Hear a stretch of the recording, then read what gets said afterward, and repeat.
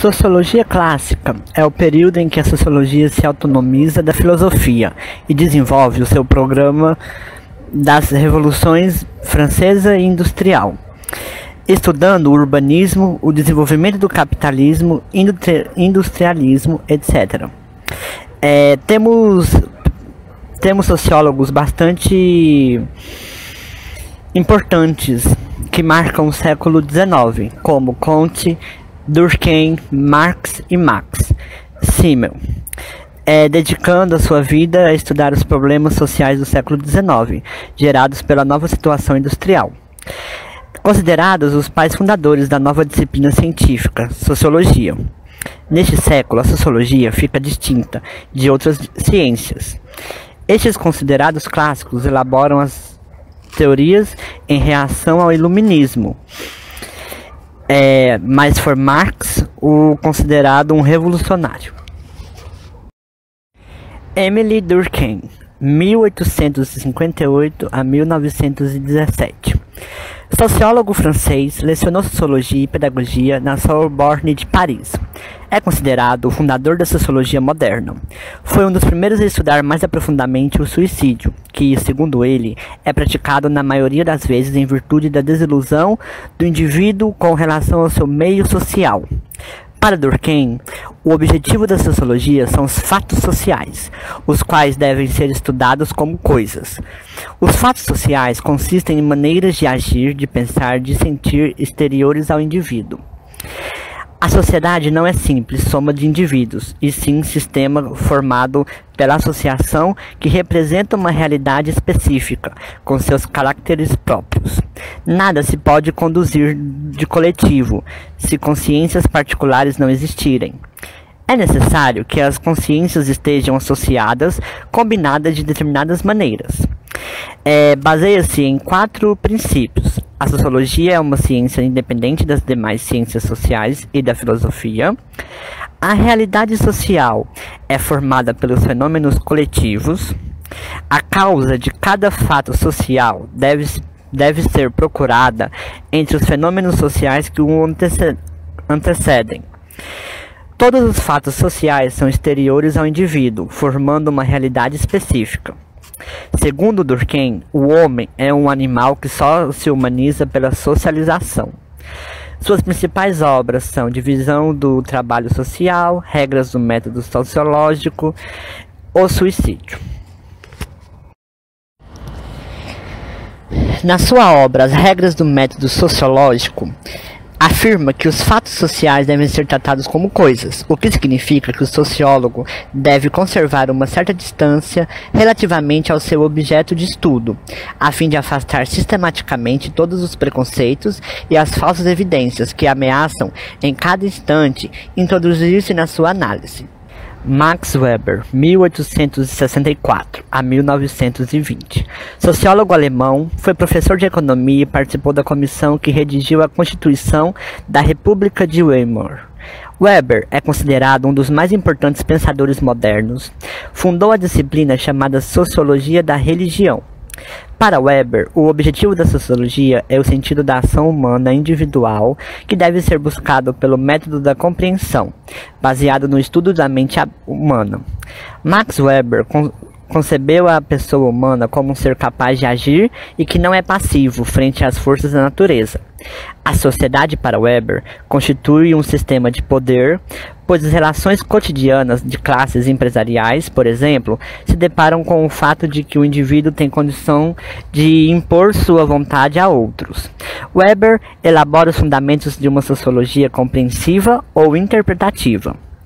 Ao contrário de Durkheim, Weber não pensa que a ordem social tenha que se opor e se distinguir dos indivíduos como uma realidade exterior a eles, mas que as normas sociais se concretizam exatamente quando se manifestam em cada indivíduo, sob a forma de motivação. Weber distingue 4 tipos de ação social que orientam o sujeito. A ação racional, com relação a um objetivo, como por exemplo de um engenheiro que constrói uma estrada, onde a racionalidade é medida pelos conhecimentos técnicos do indivíduo visando alcançar uma meta.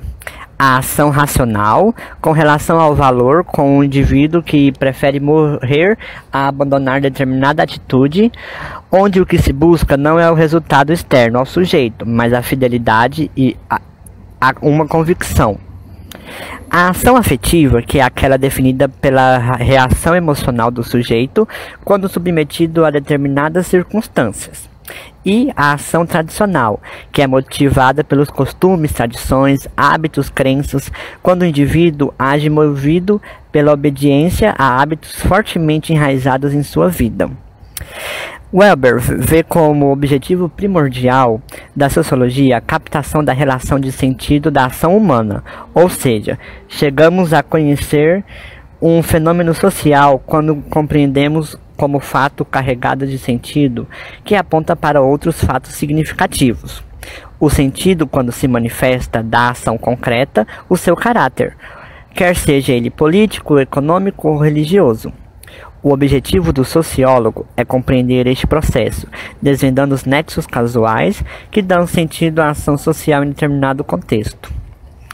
As principais obras se destacam em A Ética e o Espírito do Capitalismo, Economia e Sociedade, publicada após sua morte.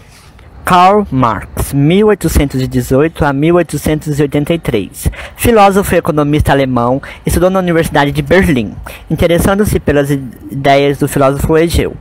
Em 1842, assumiu o cargo de redator-chefe do jornal alemão Gazeta Renana, onde tinha uma postura política de um liberal radical. Em 1847, redigiu com Engels o Manifesto Comunista, primeiro esboço da teoria revolucionária que mais tarde seria chamado marxismo. No manifesto, Marx convoca o proletariado à luta pelo socialismo. Os primeiros socialistas foram chamados por Marx de utópicos porque, apesar de criticarem o capitalismo e promoverem vários modelos de socialismo comunitário, não indicaram com clareza o caminho para a sociedade como um todo. Karl Marx, ao contrário, procurou interpretar o movimento geral da sociedade através do materialismo histórico ou dialético. Fundou em 1864 a Associação Internacional dos Trabalhadores, chamada depois de Primeira Internacional dos Trabalhadores, com o objetivo de organizar a conquista do poder pelo proletariado em todo o mundo. Marx é o principal idealizador do socialismo e do comunismo revolucionário. O marxismo, conjunto de ideias político-filosóficas, propunha a derrubada da classe dominante através de uma revolução do proletariado. Criticava o capitalismo em seu sistema de livre empresa e propunha uma sociedade na qual os meios de produção fossem de toda a coletividade. Para Marx, o homem é visto como um ser produtivo, culminante assim do capitalismo. Marx e seus seguidores dominam o pensamento alemão na segunda metade do século XIX e início do século XX. Características do fato social: generalidade, exterioridade e coercitividade são alguns dos processos que englobam o fato social. Generalidade, por ser coletivo e estar presente em toda a sociedade. Exterioridade, por se apresentar fora do indivíduo. Coercitividade, por exercer uma força sobre o indivíduo, obrigando-o a se conformar com as maneiras de pensar, sentir e agir.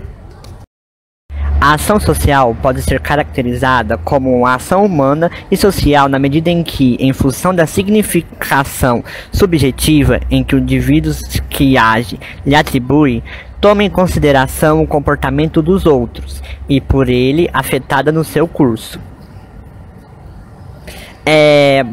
Também caracteriza a presença do outro, significado e ser afetada pelo outro. Concluindo, para Durkheim, o indivíduo é condicionado pela consciência coletiva.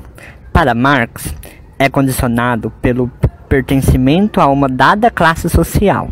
Para Weber, as ações sociais dos indivíduos interagindo dão uma dinâmica de vida social. Marx criticava a sociedade capitalista por não concordar com algumas pessoas pudessem ter mais estabilidade e poder em relação a outras. Isso caracterizava certa opressão aos operários. Assim, Marx propõe uma nova educação para todos e defende a inserção do ensino público gratuito unido ao trabalho, a fim de implantar uma educação democrática, objetivando a superação do poder exercido pelos burgueses. Apesar de Marx propõe uma definição do conteúdo pedagógico do ensino socialista que é composto pelo ensino intelectual, ensino prático de educação física militar e adestramento tecnológico. Nessa perspectiva, a formação do homem lhe daria autonomia superior à dos burgueses e com nível de formação crítica bem desenvolvida. O operário antes oprimido poderia exercer qualquer trabalho que almejasse. Se dedicou também ao ensino e práticas pedagógicas e defendia a educação em oposição à influência religiosa e monarquista. Optava pelos métodos científicos e a prática, pois o mesmo acreditava que só assim era possível chegar a uma conclusão racional do que realmente é necessário para a formação do homem. A educação é a ação exercida pelas gerações adultas sobre as gerações que não se encontram ainda preparadas para a vida interpessoal social. Nesse sentido, sabendo que é da sociedade que vêm os princípios morais necessários para a formação do homem, a escola privada e a pública devem manter a mesma linha de ensino-aprendizagem determinada pelo Estado, pois, como se sabe, o ser social é mais importante que o ser individual. Weber defendeu a formação continuada, uma vez que a moderna burocracia exige uma busca cada vez maior da eficiência e da técnica do homem contemporâneo. Propõe um sistema de ensino dividido em 3 aspectos: a pedagogia do carisma e seu oposto, que é relacionada à índole do indivíduo; a pedagogia do treinamento, que é relacionada às práticas necessárias para se viver em sociedade e desempenhar um bom trabalho; e entre essas, a pedagogia do cultivo, relacionada ao comportamento ideal dentro da sociedade que o homem está inserido.